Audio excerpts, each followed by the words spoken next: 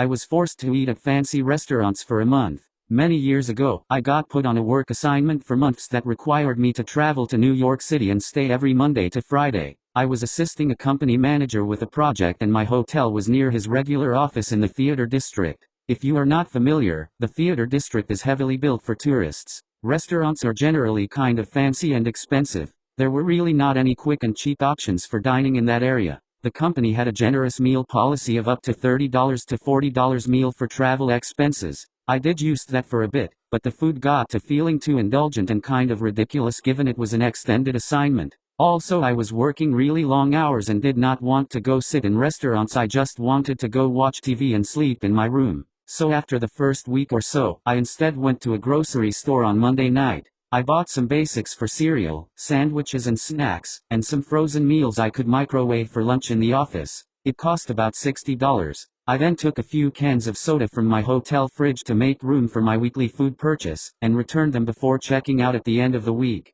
And that was it for food costs, with an occasional meal out here or there. I did the same the next 4 weeks, submitted my expense report at the end of the month. You know where this is going. A lady from accounting called, and refused to reimburse my expenses because $60 is more than $40, the max allowance for a meal purchase. I explained that had covered 5 days of food but was told it didn't matter. I then spent the next month trying all the food in the neighborhood. There really were not any cheap options. I went out to eat a few mornings, lunch whenever I found time, and dinner absolutely every day. I could have bought a few installments of groceries but the once-week shopping convenience was part of why I'd wanted them. It had also seemed wasteful for me to go out for an expensive meal every night for long-term travel, but now I'd been told that was preferred by accounting to my grocery bills. The next month, I got a call from my NYC manager asking how I'd run through more budget every week of the month than the entire month before combined. I explained the grocery situation, and he thanked me and hung up. About 10 minutes later, that same lady from accounting called me to tell me they'd pay my still not reimbursed grocery bill and any going forward as long as the daily amount averaged for the week was under the aggregate meal allowance. I happily returned to a more reasonable diet.